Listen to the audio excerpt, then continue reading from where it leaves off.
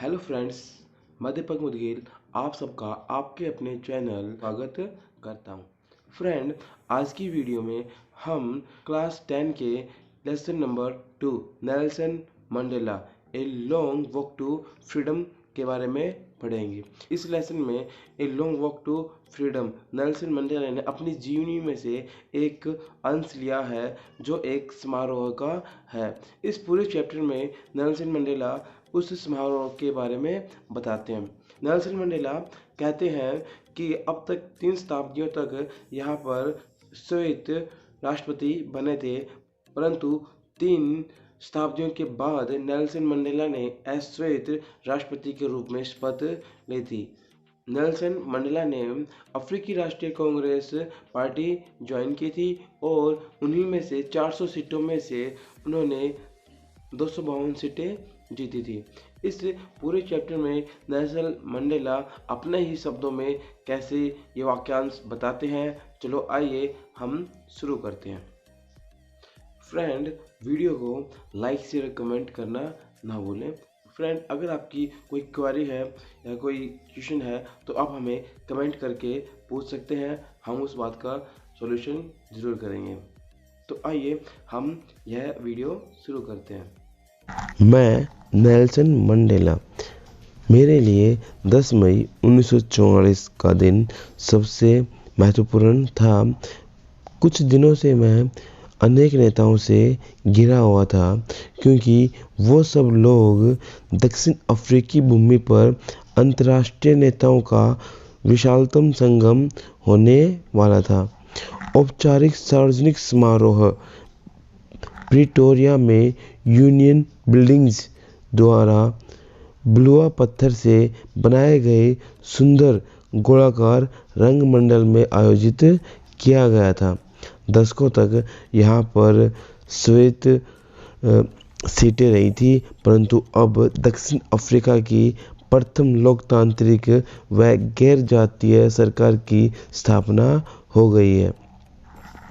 पतझड़ के उस सुहावने दिन में मेरी बेटी जिनानी मेरे साथ थी। मंच पर पहले श्रीमान डी क्लार्क को द्वितीय उपराष्ट्रपति की शपथ दिलाई गई, फिर था बॉम्बे को प्रथम उपराष्ट्रपति की शपथ दिलाई गई। अब शपथ लेने की मेरी बारी थी। मैंने भी संविधान के पालन के लिए व गणराज्य व इसके लोगों के कल्याण के लिए स्वयं को अर्पित करने की शपथ ली। एकत्रित मेहमानों व विश्व के लोगों को मैंने कहा, आज हम सभी अवश्य ही यहाँ अपनी उपस्थिति से इस नवजात स्वतंत्रता को गरिमा व आशा प्रदान कर रहे हैं। इसके बाद मैंने अपने सभी लोगों को लगातार जारी गरीबी के बंधन से, दुखों से, लिंग व अन्य भेदों से मुक्त कराने की शपथ ली। कुछ समय पश्चात ही हमने दक्षिण अफ्रीकी जेट विमानों, हेलीकॉप्टरों व सेनावाहक हवाई जहाज़ों को यूनियन बिल्डिंग के ऊपर गुजरते हुए देखा। दक्षिण अफ्रीका के रक्षा बल व पुलिस के उच्चतम जनरल्स ने मुझे सैल्यूट किया। कुछ समय पहले वो मुझे ऐसा नहीं करते थे। अंत में इम्पाला जेट विमानों को दक्षिण अफ्रीका के नए झंडे के काले, लाल, हरे, नीले व सुनहरे रंगों की धुआं के रेखाचित्र वी आकृति में छोड़े। उस समय हमारे 2 राष्ट्रगान गाए गए। पहला नक्सी सिकेलल ई अफ्रीका, दूसरा हमारे गणराज्य का पुराना राष्ट्रगान डाई स्टेम। उस समय दक्षिण अफ्रीकी के लोग राष्ट्रगान के शब्दों को अच्छी तरह नहीं जानते थे। उद्घाटन वाले दिन मैं इतिहास की समझ से अभिभूत था। 20वीं शताब्दी के प्रथम दशक में भयानक एंग्लो बोयर युद्ध के कुछ वर्षों बाद और मेरे अपने जन्म से पहले दक्षिण अफ्रीका के ऊपर गोरी चमड़ी के लोगों का आधिपत्य था, यानी कि अश्वेत लोगों का प्रशासन था। परंतु अब 20वीं सदी के अंतिम दशक में और मानव के रूप में मेरे 8वें दशक में वह व्यवस्था हमारे देश से बिल्कुल बदल दी गई थी। अब हमारे लोगों के साथ उनकी चमड़ी के रंग के आधार पर कोई भी भेदभाव नहीं किया जाता। आज का दिन हजारों लोगों के बलिदान से आया है, जिनमें से Oliver Tambo, Walter Sisulu, chief Luthuli, Yusuf जेडू, बेम फिशर, रॉबर्ट सोबुक्वे आदि। इनके बलिदान को हम कभी भी नहीं भूल पाएंगे। मैंने अपने जीवन में सीखा कि साहस का अर्थ भय की अनुपस्थिति नहीं थी, बल्कि इस पर विजय प्राप्त करना था। बहादुर व्यक्ति वह नहीं है जो भयभीत महसूस करता है, बल्कि वह है जो भय को जीत लेता है। कोई भी व्यक्ति चमड़ी के रंग के कारण या उसकी पृष्ठभूमि के कारण या उसके धर्म के कारण किसी दूसरे से घृणा नहीं करता। लोगों को घृणा करना अवश्य सीखना चाहिए। यदि वह घृणा करना सीख सकता है तो प्रेम करना भी सीख सकता है, क्योंकि प्रेम मानव हृदय में अधिक स्वाभाविक रूप से पाया जाता है। यह मैं इसलिए कह रहा हूँ क्योंकि जब मैं कैद में था तो मुझे और मेरे साथी को पुलिस के द्वारा उत्पीड़ित किया जा रहा था, यानी हमें पीटा जा रहा था। तो मैंने पहरेदार के मन में एक मानवता की झलक देखी, जो मुझे आश्वस्त करने और मेरे संघर्ष को जारी करने के लिए पर्याप्त थी। जीवन में प्रत्येक व्यक्ति के दो कर्तव्य होते हैं, अपने परिवार के प्रति, पहले माता पिता के प्रति, अपनी पत्नी व बच्चों के प्रति कर्तव्य, और उसका एक कर्तव्य होता है अपने लोगों के प्रति, अपने समुदाय के प्रति, अपने राष्ट्र के प्रति।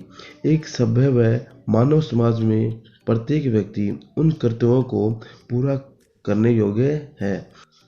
किंतु दक्षिण अफ्रीका जैसे राष्ट्रों में मेरे जन्म के व रंग के एक व्यक्ति के लिए वे दोनों कर्तव्य पूरा करना लगभग असंभव था, क्योंकि वहाँ पर अश्वेत रंग के लोगों का आधिपत्य था।